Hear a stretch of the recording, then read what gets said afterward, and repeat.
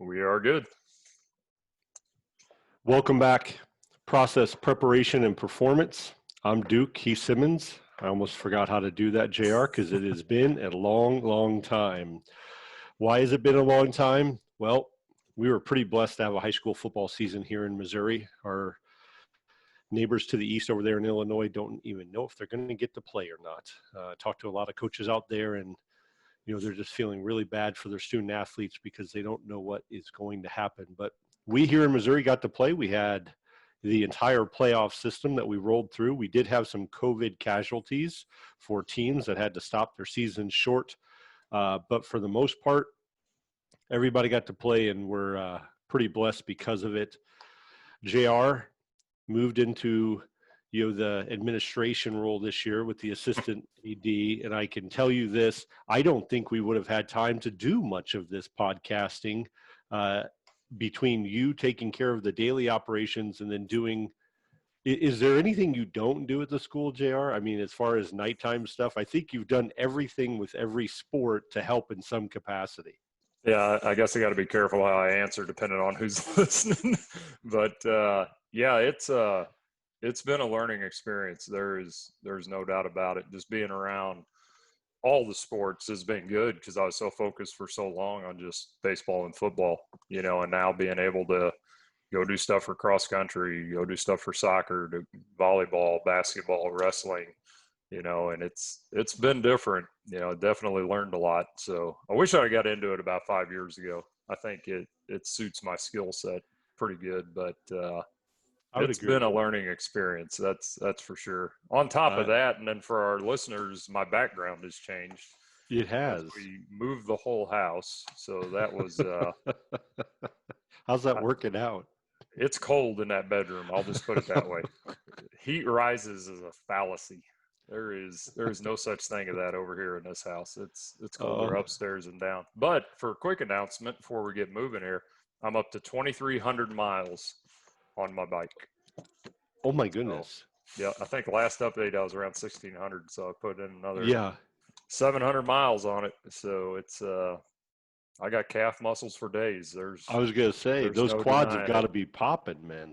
You've got to have that perfect teardrop. You don't need power clean squats. Go ride a bike. It's go ride a bike. It works out pretty good.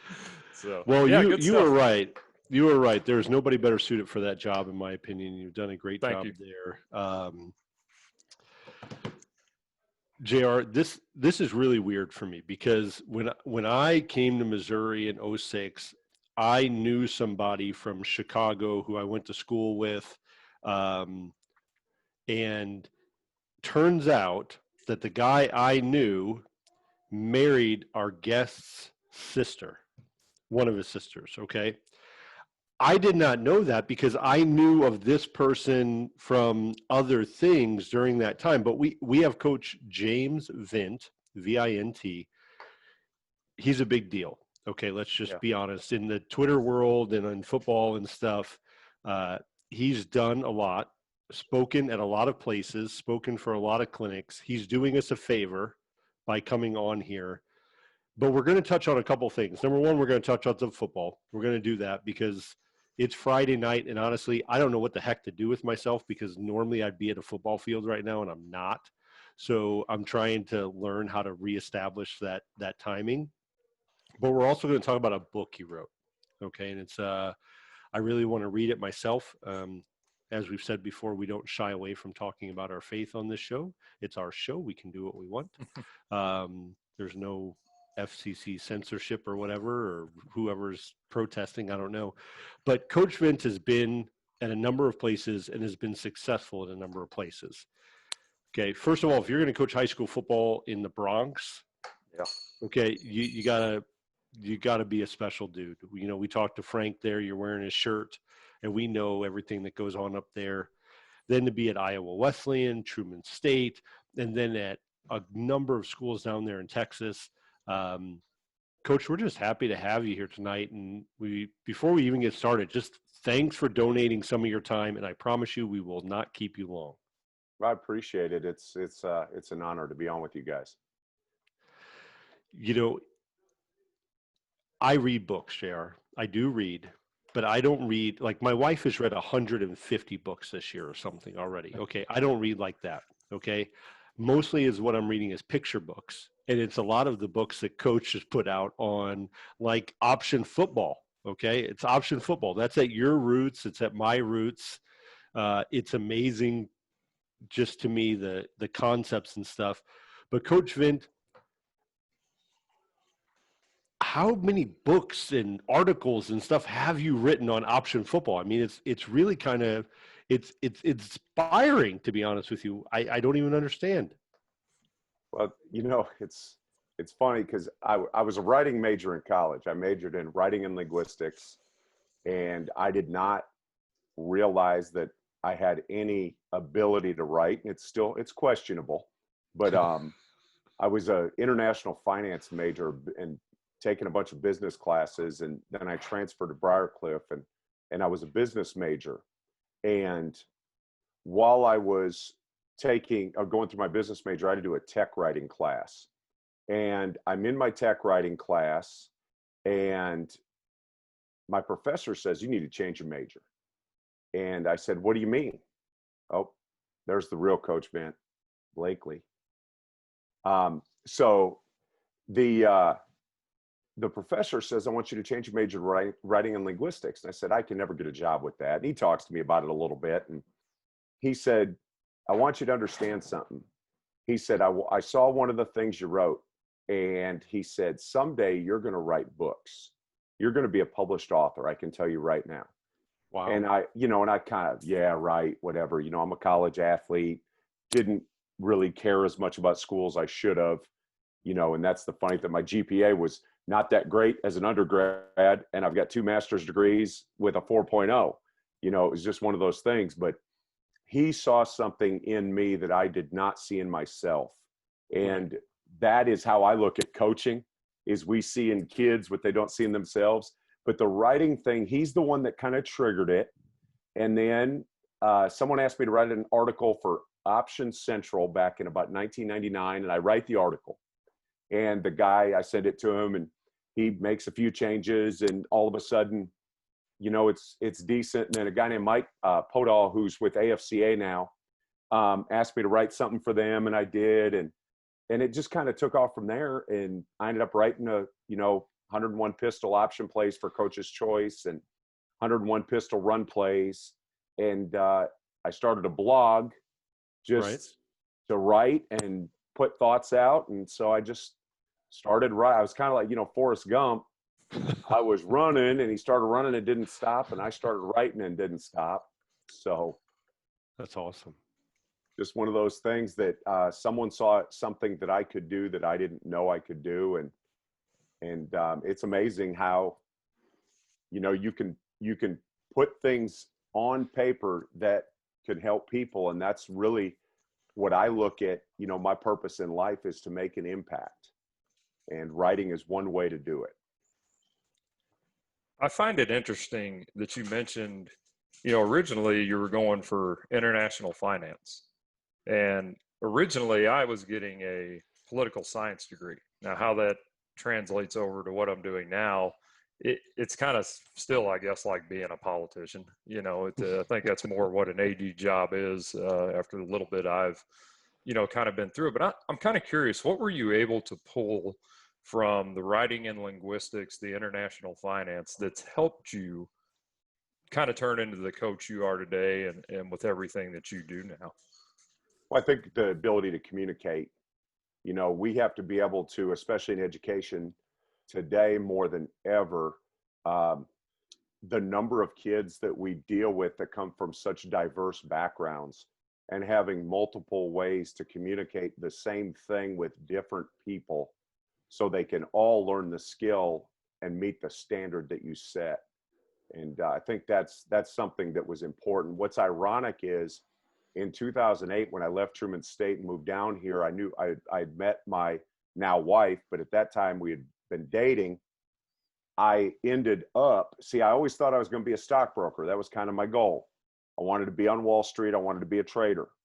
And when I moved down here, I actually left coaching and worked for Smith Barney and got my Series 7, Series 3, Series 66, and worked in investments, worked in mergers and acquisitions, business exit strategies and succession planning. Worked with people to basically build a legacy for their business, their home, their families. And I did that. And then we got bought by Morgan Stanley. Had we not been bought by Morgan Stanley, I might not have got back into coaching, because Smith Barney, such a great company, and nothing against Morgan Stanley. It just, the culture was different. Yeah. The operations changed. There were a lot of things that were different. And I think, that's the way God works, is sometimes he wants us to be exposed to something to prepare us for something later, and then he'll close a door to open another. And that's kind of what happened. But that experience, I can't trade for anything. Yeah. Well, that makes perfect sense to me. Do you have a very first football memory, or something that sticks out in your head that pushes you and still it hits you from time to time when you're coaching or you're writing? Do you have one? When I first started playing football, my dad was one of our coaches, and just him reminding me to love the game. And then something that, it's not really football related. I was at a basketball practice with my dad, and he was coaching football and basketball at the time. And one of his players was having a rough day, and watching my dad pull him to the side and talk to him. And there were a bunch of things going on in his home life. And my dad told me, he said, "Son, the games are the least of what we do as coaches." He said, "The most important thing you're going to do is build a relationship with your players and be able to use the sport as a way to teach them for the rest of their life." And I mean, you've met my dad, that, he can be brash, he can be loud, he can be, stubborn, but he truly unconditionally loved everybody he coached and everybody he taught in class. And that was a great lesson from him. And it's funny, because that kid that he was counseling that day lives in Texas now. Of course, he's a 60-year-old man. He messaged me on Facebook, and he said, "Hey, I just wanted to tell you," because I posted something about impact. And he said, "I just wanted to tell you what your dad did for me as a youngster." Because he said, "If he doesn't help me, I'm not where I am today." And just to kind of see that come full circle was really cool. Yeah, that is awesome.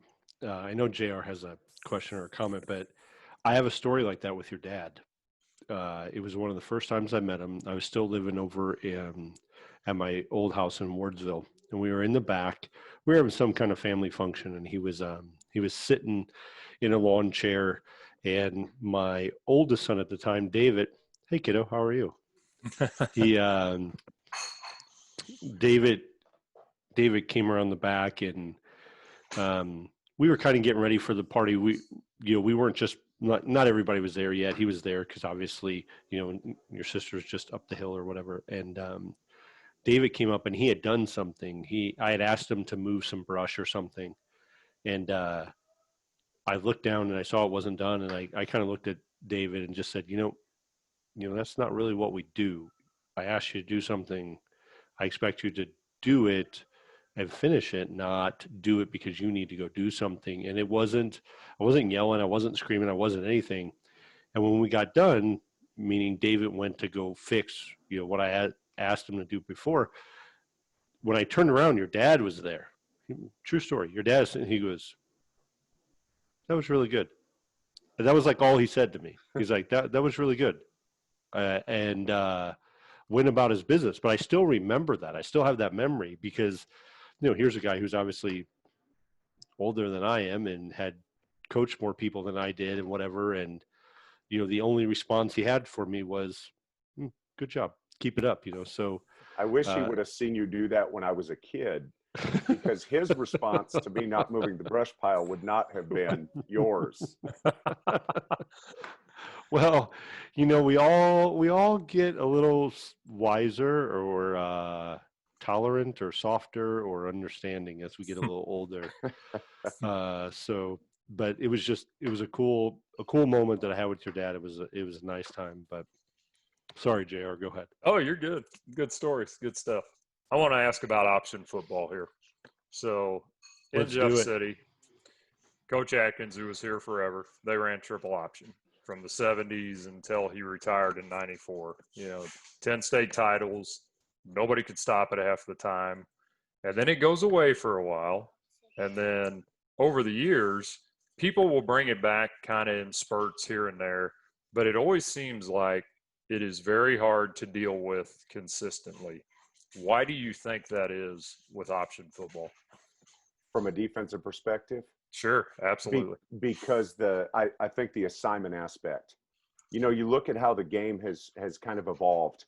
And when I started coaching, we were one of the early teams kind of doing anything spread-wise. Almost everybody you played, you had 9 offensive players or 10, within 4 yards of the football, because everybody was in 21, 22 personnel, 32 personnel, and now the game is spread out a little bit. And now what you're seeing is defenses that instead of being in a 6-man front or in a 3 or 4-man front, and they're just bringing pressure. They're blitzing people from different angles. You have the zone blitz that we've seen in the last 15 to 20 years. And because of that, I think now it's harder for them to play assignment football, and making people have to be disciplined and say, you have dive, you have quarterback, you have pitch. They have to drill that over and over, and it's really hard to do in a week. And that's why teams like Georgia Southern and Navy and Army that run option and live option football are so good. Okay.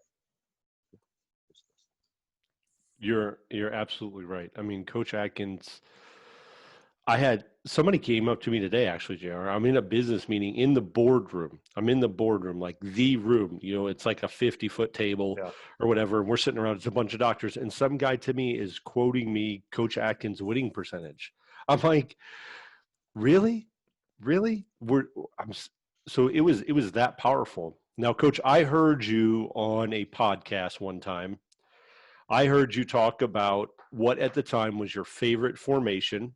I'm going to bring it back up, and I'm going to see if it's still your favorite formation as it pertains to option and RPO football. And I'm going to use the verbiage that I heard you say. It may have changed, I don't know, but it still stuck with me. You said you love 2-back twins open. I do love 2-back twins open, but I'll tell you what I love a little bit more now. Oh, I'm writing this down. Is JR to him. I'm sorry, Coach. JR, that's too right to us. Well, yeah, I figured that out. Yeah, it's too right to us. So I can't keep track of all those words. So when he talked about it, I started taking notes. I'm like, let me write it down. Let me see. All right, Coach, go ahead. What do you love more? I'm going to write it down. Well, for option football, just true option, I formation. Okay, we did that this year. Personnel. Yeah, but baby. For RPOs, being in an 11 personnel set, and instead of being true 2-back, put the back in the pistol, and then put the second back, the H-back, put him in a sniffer position. Okay. Yep. Either 2 or away from the twins. Typically, 2 the twins is what I like better, but being able to do both. I love it. We call that right tight and left tight, or white and black, depending on where we want to put them. Oh, Coach, this is great. This is great stuff. You're going to have to come here to Missouri so we could talk a little option football and draw on the whiteboard sometime. Oh, yeah. So what do you think? Under center better for option, or can you effectively do it out of the gun? So when we made the evolution from under center to the pistol, we were still running midline. We were still running veer. I will tell you this, it hits different. So we learned it. We learned by making mistakes. That's how you learn. You fail forward. When we were under center, veer, our aiming point for the running back on veer was the outside hip of the guard. On midline, he was running straight up the middle of the center, right through the midpoint. Quarterback's job is to push off the midpoint, push away, step at 6. That's how we teach him. When we got in the gun, we had our running back's path initially the same, outside hip of the guard. Here's the problem. You have a little bit, you have depth. So instead of the mesh happening at 1 yard, the mesh is happening at 4 yards. So now your defensive end on inside veer can sit and play both. On midline, he can, a 3 technique, can sit and play both. He can be a little slower playing the dive. He doesn't have to commit the same way. So what we learned were two things. We had to change the aiming point of the back on inside veer. Our new aiming point was the play side cheek of the center, that play side hip. So he had to hit tight in the A gap. And on midline, we actually had him on the backside cheek. So our quarterback had to push away a little bit further. That made that defender have to step further. The second little coaching point, quarterback had to shuffle. He had to shuffle with the fullback or the dive back into the line of scrimmage through the mesh to give a little bit more time. So the disengagement of the mesh would happen at 2 yards.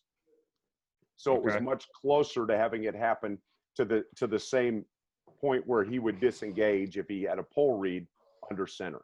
And once we did those things, we had a ton of success in the gun running midline and veer.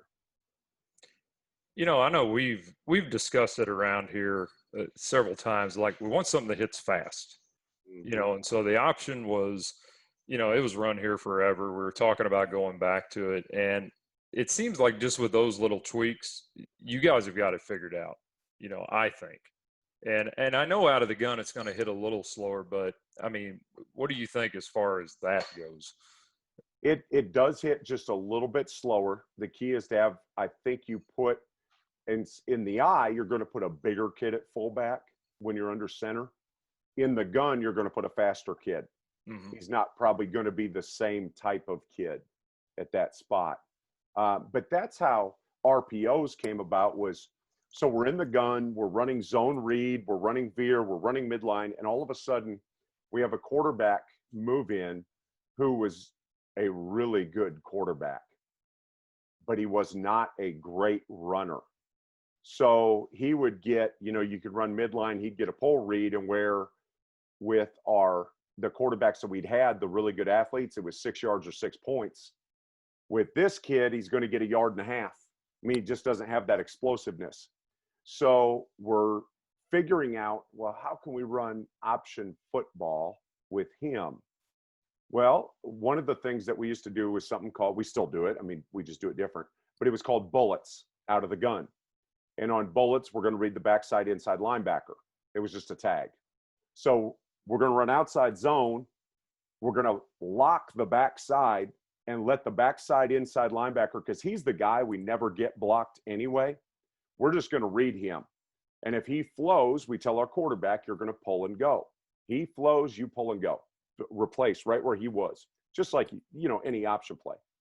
But what we said is, hey, instead of pulling and running, why don't we run a route right there? Why don't we run a hitch route or a stick route? So now we're running outside zone with a stick route. And if that guy flows, we're going to throw the stick route. And the way we did it was we'd get in 21 personnel, 2 backs, and we'd run outside zone weak from split back gun and run the tight end on that little route. And I talked about that. We still run it today. We've been running that for 15 years.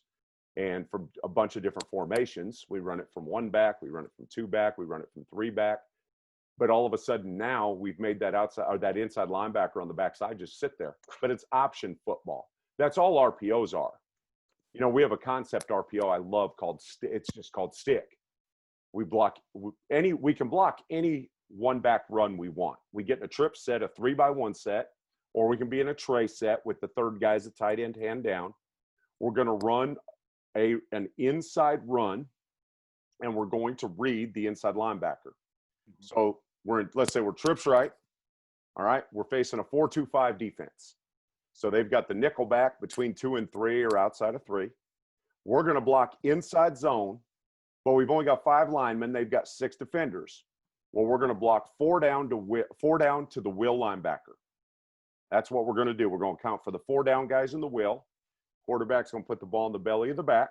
He's going to read the mic. If the mic steps up, you're going to pull and throw a stick route to number 3. If the mic does anything else, you give the football. And it's a really easy, simple RPO that you can run from 11 personnel. You can run it from 10 personnel. You can motion, add window dressing. You can do anything you want with the outside 2 guys. There's some things that we can do as complements off of it. And it's option football. But instead of pulling to run or pulling to run and maybe pitch, all we're doing now is we're just throwing the stick. And if we want to get really cute with it, we can go ahead and not block the end, and we can run that stick route as a pivot.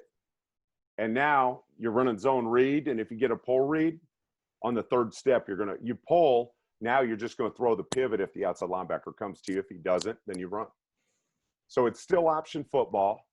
It's just I used to call it, when we started doing RPOs way back in the day, option with a twist. I mean, that's really all it is. We're taking defenders. We're going to use the really good coaching against them. And that's where I think RPOs have become so popular, because if I'm an inside linebacker and I get down block, out block, it's stimulus response. That's one of the drills they do every day. I get down block, out block, I fill right now. So now you're taking this really well-coached kid who's a really good player, and he's got really good coaches, and he's doing what he's coached to do, and he is wrong. Mm-hmm. Same thing we do with the boundary safety. We have a tag called blade. We're going to the single, what people like to do is take that boundary safety, and he's keying high hat, low hat. If he gets low hat, what's he doing? He's filling the box, especially if we're in two back. So we'll get in 11 personnel with an H-back and a running back, and we'll run, say, power, and we'll get that guy to fill, and we'll tag blade, and we're just going to read him, and we'll run a glance post behind him. And we're going to use his really good coaching, his aggressive play against him, and now he's got to slow down, because we want to run the ball. It's all about numbers in the box. We want to equate numbers in the box. Defenses are always trying to go +1. How can they get one more guy in the box? And we're trying to take advantage of wherever they're bringing the +1, we're going to do something to replace that guy, because the +1 is a guy that has a pass responsibility. So to +1 himself, he's got to vacate something. I mean, that makes a lot of sense, and here's something just popped into my head. I was reading a book the other night, and it said the RPO kind of started with the backside solo on a hitch. And I was and when you said that, I'm like, oh my gosh, it's like deja vu. Why do you think it just started with that? Like what made that appealing? It's an easy throw. I know, like, a lot of guys call it a gift route. It's free. And I remember back 20 years ago, I don't remember I think we were running ISO, and we were playing a 4-4 team playing cover 3. And I went, man, I wish we had a hitch called right here. Man, I wish we had. And when I was in college, we used paired plays. That was kind of our first evolution when I first became an offense coordinator. We called 2 plays in the huddle. We'd call a play. I write 42 ISO, kill, 90 hitch. And the quarterback would come up, and if he said green, we're going to run the play called. If he calls kill, we're going to run the kill play. So now we built in a kill, but we had to check to it.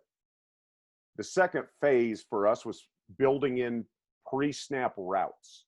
So if we have a run called to the right, we're going to have something built into the left. So if there's one receiver, it was a hitch. If there's 2 receivers, we're going to run a now screen or a fast screen where number 2 blocks for number 1, quarterback just turn and throw to him. And that's kind of how it all started. And I think people did it just to steal space, because people loaded the box. And then we ended up expanding those rules. So now sometimes we're in 10 personnel. So if we're in trips, now it's a bubble. And then if the quarterback wants to change a bubble to a fast screen to number 2, dose, he just turns to him and does that real quick. And now 1 and 3 block for 2. So we do that based on who was uncovered. If 3's uncovered, we're going to run a bubble. If 2's uncovered, then we're going to run the dose. So, and it was easy for our quarterbacks to do. So that's kind of how it all started. And what was really fun about that, this is a play call. That's a play call. That's 2x2, inside zone read to the right with fast screens on both sides. And all you have to do is give that. How fast can you play? Right. And we had a game where a high school game now, 12-minute quarters, where we snapped it 41 times in a quarter, because we could call our entire run game like that. Or if we wanted to go the other direction, left hand. So all our players had to know was which hand and how many fingers are up. So the play ends, we're doing that, and we're trying to snap the ball at 35. And every once in a while we'd hit it, but you typically, if we played fast, we were snapping it at 32. 32 was pretty normal. And if we played normal speed, where we're just given a formation and play, where it's what we call a two-tiered play call. We're signaling the formation and play. Boom, boom, whatever. That we're snapping it at 27 when we played slow. So that was kind of, and then of course, because we're playing fast, now you can freeze call. And then when people started, so you freeze call, what do defenses do? Quarterback says easy, you try to get the snap, you don't get it, you look to the sideline. As soon as you look, what's the defense start doing? Moving people. Yep. So then we went to something called Joker. So now we put a Joker call in that week, and we said anytime it's Joker, it's going to be 4 verticals, for example. So we're going to 5-man protect, run 4 verticals. So the quarterback set, boom, they don't jump. He says, easy, easy, look. Everybody looks, 1,001, 1,000, snap the ball. So the defense is, what's the D-line do? They take a knee. Right. They're down on a knee when the ball's snapped. The defenders are all looking to the sideline to get a signal. We're snapping the ball. So, I mean, it's just kind of an evolution. But I know that's a long answer to your question. No, and I went on a little tangent. It's all good. But it was all about taking space and making defenses have to defend all 5 skill guys every play, defend the quarterback every play, and all 53 yards of width. I'm in. It's it's kind of like something that JR and I did a few years ago, is that JR said, hey, that people hit that little pause button between the plays when they're filming because they don't want to just film straight through. So what we did is that as soon as the quarterback would throw the route. Oh, you're giving away the keys of the kingdom, baby. As soon as he would throw the route, it's okay. He might look over at the side he didn't throw it to, and he's flashing the next route to him. So the guys on the backside away from the route, which the backside could be the 3 side, could be a 2 side, depends on what we're in. They already know what it is. And then the ball is put down, and then we're running it because he's told them what's coming next. He may go back to the solo, but he may go to the dubs or the trips or whatnot. But it's totally awesome, Coach. I love it. I'm going to ask you one more football question, and then I want to get into a little bit of you for 5-6 minutes, and then we're going to let you go. Okay. JR and I contend that there are only 3 ways to run the football: inside the tackle, outside the tackle, or option, which has both inside and outside components. Now, everybody who's listening to the show knows we did a poll, knows that we're winning this battle, but we contend that there's really only those 3 ways. You can run it between the tackles, outside the tackles, or you can option, which means you have somebody inside and somebody outside. Do you believe that is true? Yeah, I would say, yeah. I don't have a whole lot of, I would say there's a 4th way, actually. Okay. Reverse. All right. A reverse, you're going to start it outside and bring it back. Okay. That could possibly be another way to run the football. But yeah, Okay. I mean, I hadn't really thought of that as from that perspective. Mm-hmm. We did that when we were doing defensive stuff. So what we said is this team an inside the tackle and outside the tackle, or are they truly option? Because we played some option teams, but they never pitched the ball. Yeah. Or one kid wasn't a part of the option. So we broke it down, and when we told our kids, hey, listen, yeah, they're writing this, but they're not really reading it. It's not really option. They're giving it. It looks like they're doing something else, but they're not. So yeah. Good. Awesome. Now to what may be my favorite part, and I love football. You wrote another book. It recently came out. It's called Finding Faith. Tell us about it. Tell us why. And then I promise you we're going to let you go so you can be with your family, because it is Friday night and we're taking up your time. Well, it's kind of a, I knew that I was not living right. I was making a lot of mistakes in my life. And I lived hard and lived wrong, you know, in so many ways. And we got plugged into a church here, and I grew up going to church, but not being religious at all, and not coming from a very religious family.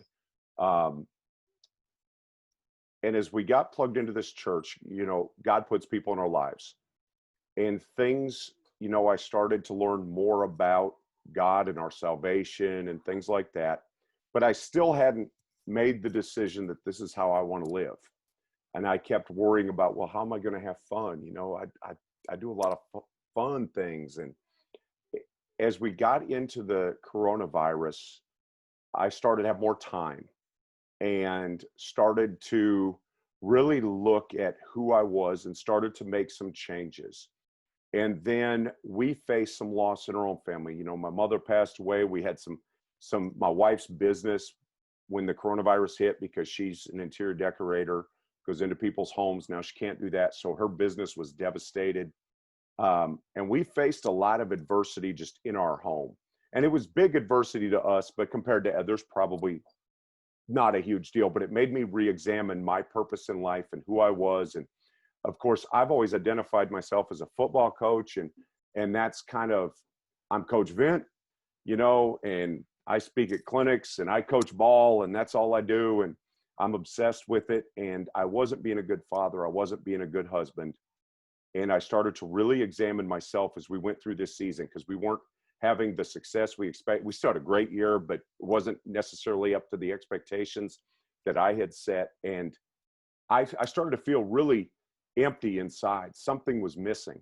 And as I started to get back into fully being who I wanted to be, I wanted to go through a transformation from who I was to who I desired to be. And that's a godly man, godly husband, godly father.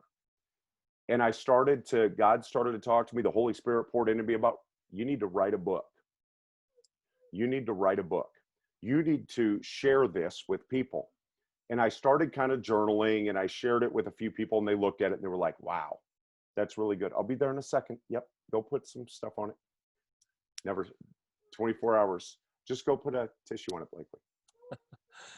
It's okay. So anyway, I ended up writing this, and it came out. And, you know, it's on Amazon. It's available for the Kindle app and then as a paperback. But I really just poured out kind of the things that I was learning about myself, and the fact that, you know, adversity happens not to us, it happens for us.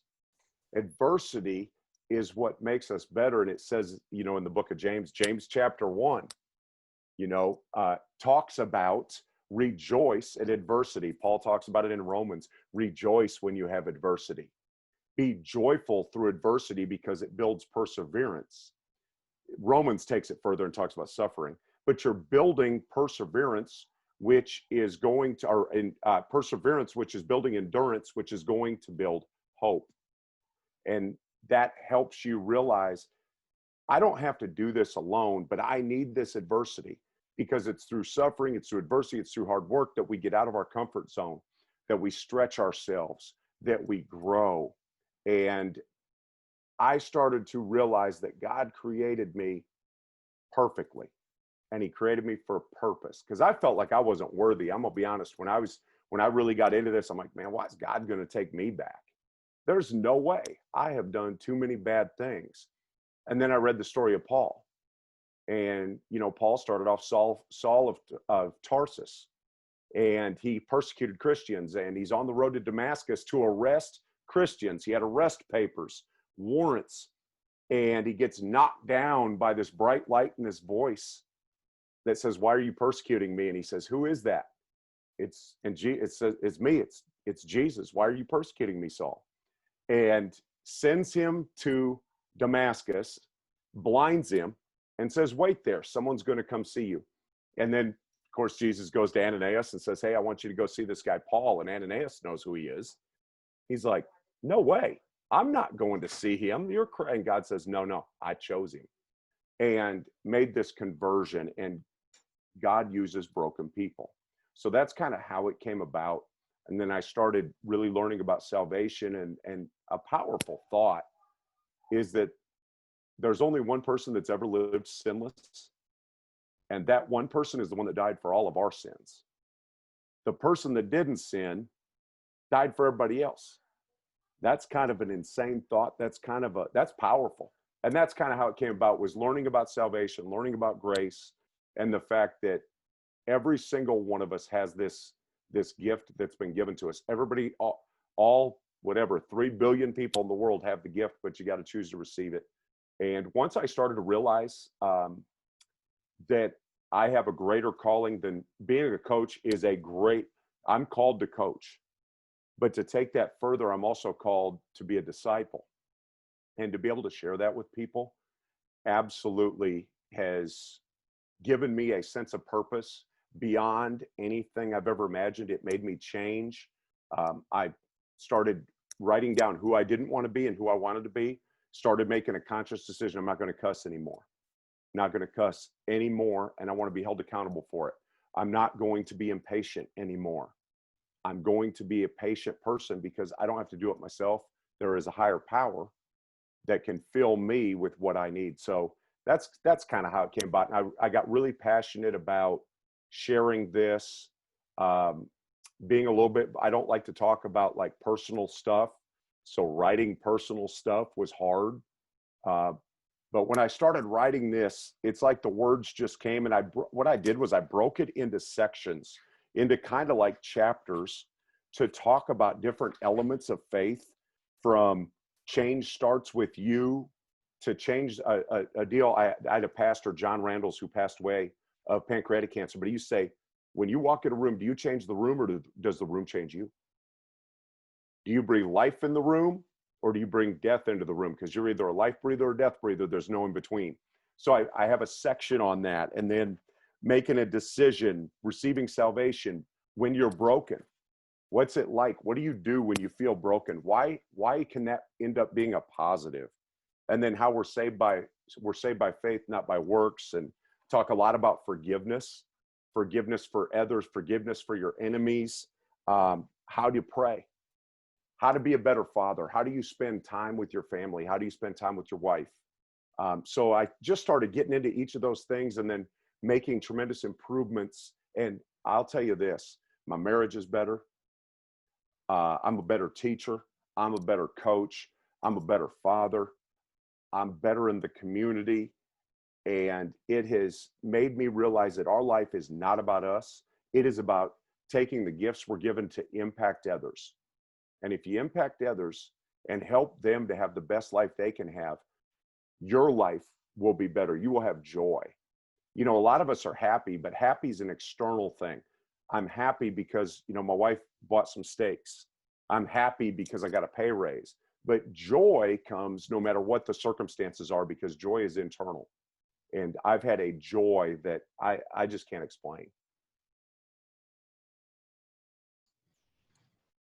I really, really, really like the room comment.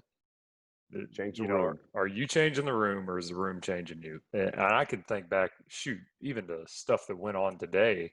It's like, okay, well, did it affect me, or did the way I respond, did it affect everybody else? You know, and that, to me, that's just good sound advice. I mean, I really, really like that. I've got one more question for you here. I got to know what it was like to coach in the Bronx. I've got to get like a little snippet of just that time, because I'm a Yankees fan. I don't know why. Everybody likes the Cardinals around here, and I'll probably be excommunicated from the Cardinal faithful here or whatever. But I like the Yankees, you know. So I just got to know what was the Bronx like? Amazing. He'll be back. He's got the best internet in town, so there won't be a problem. There he is. It was amazing. It was an absolute amazing experience. People say, how'd you end up in the Bronx from Iowa? And I always told them I got on the wrong plane. But when I got there, I was at a big school. It was a school that was really struggling football wise. They hadn't won a game in 3 years. academically, the school was really doing just poor. And we had a principal who was a graduate, Gerald Garfin, unbelievable person. And he put the right people at the right time. And for me, I can't imagine a better place to start my career in education, because I grew up in an area, middle class, where everybody kind of has what they need. 99% of your kids have eaten 3 meals. They have parents that are caring about them for the most part. And I got out there, and it's chaos. Yeah. I will tell you, that's the best way to put it. Utter chaos, people everywhere. The school had 4 times as many people as the town I grew up in. We had, 4,000 students. I grew up in a town of 1,000. Wow. But I learned so much. The kids, I'll tell you this. I've been in Texas. I've been in the Midwest. I've been in New York. Kids are kids. The kids are the exact same everywhere you go. The New York kids were a little more worldly. They grew up a little faster. But as far as that goes, they're kids. They were adults, a lot of them, because the type of school we were in, a lot of them were the only responsible adult in their house. So you had to talk to them different. They were not someone that was pampered and babied.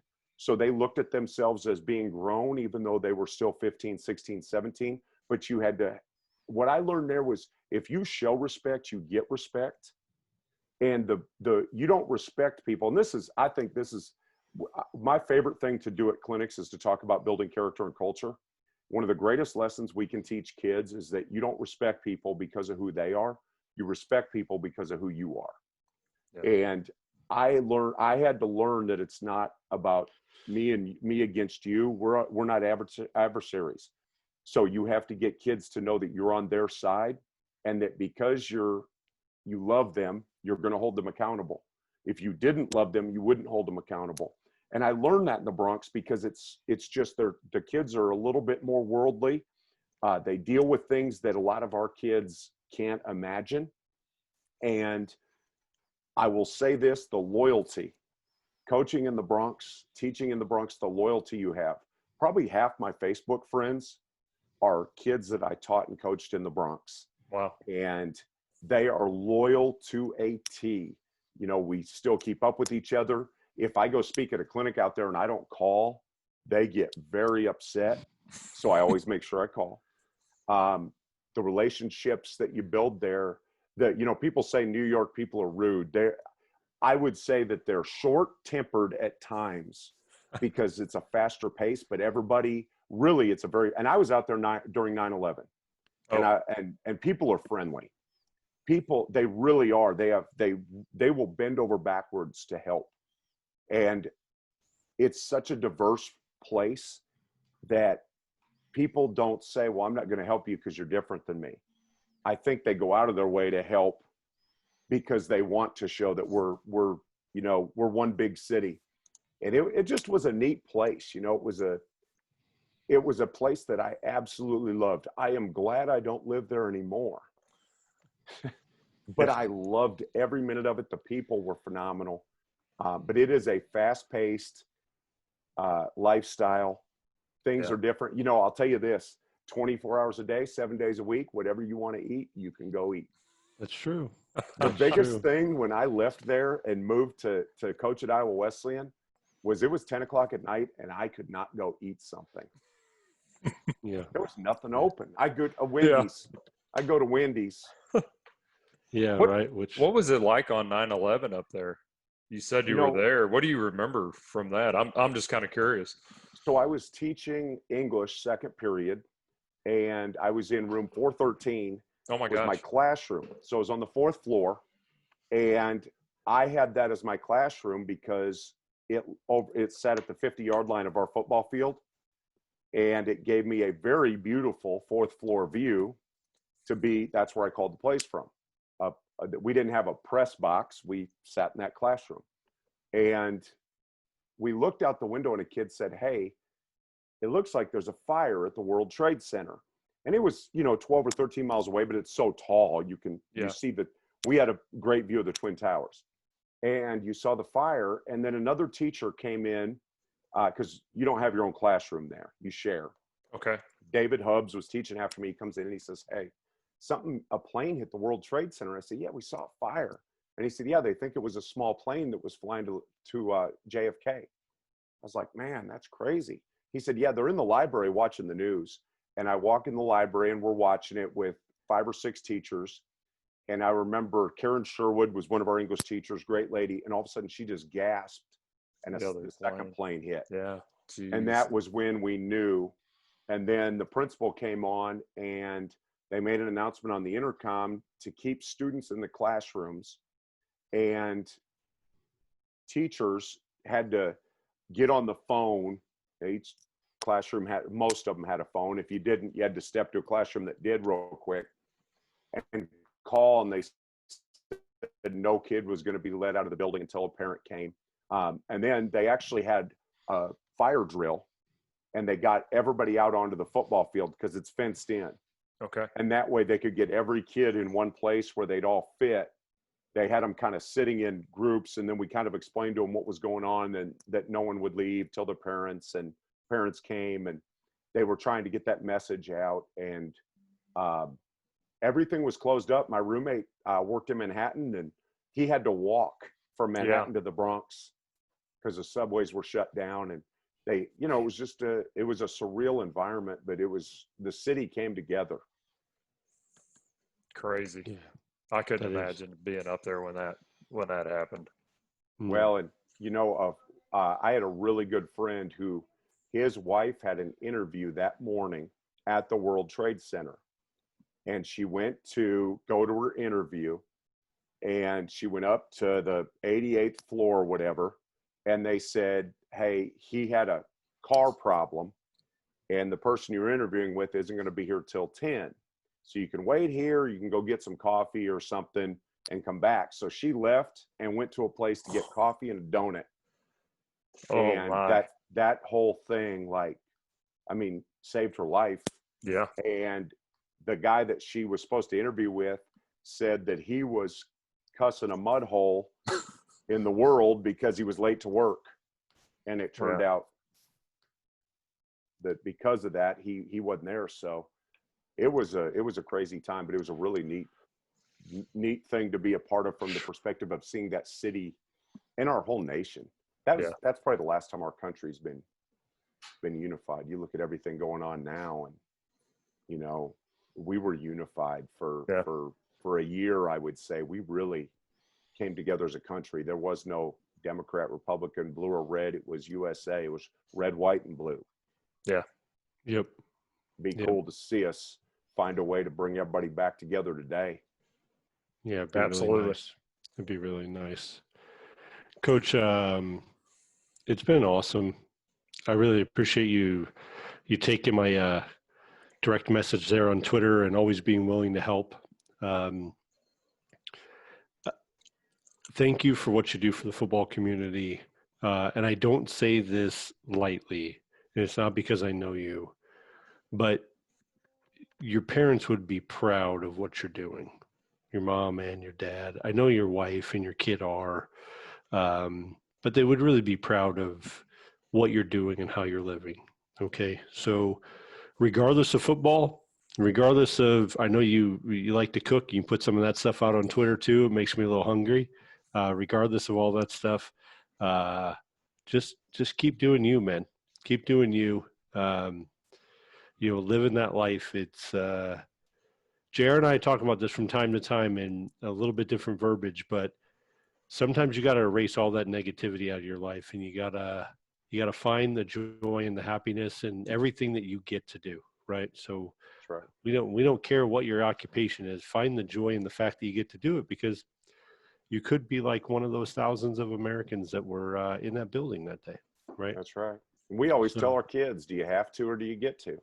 Right. Do you have to work out or do you get to work out? Right. Because there's a bunch of kids that are in that structured learning classroom that they don't get to work out. They were born without the ability to play sports, and they're in wheelchairs, and they have muscular dystrophy, and they have all these things but you were born, you get to. Right. You don't have to come to work out, you get to. That's right. I think you hit it on the head when you said you get to. Yeah. You get that gratitude, right? You start to learn that gratitude is a part of your life, and then you start to be grateful for things. And if you can actually say thank you for what you've been given on a daily basis from God or Jesus or whoever your higher power may be, mine is Jesus, but for whoever that may be, it kind of flips you and gets you going in the right direction. So for myself, Coach Simmons, we got to get you up to Missouri, man. We'll talk some ball. We'll talk more about your book. Go out to Amazon, pick it up on the Kindle app, do what you got to do, read it, learn from it, love it. I'm guessing, I haven't read the book, but there's probably a play diagram on one of those pages, Coach. There's probably something somewhere.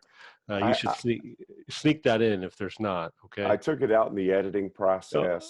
Okay. All right. I figured you could have worked in maybe Moses running the midline there through Yeah, the, exactly. coming out of Exactly. Egypt. Yeah. Nice. That'd be awesome.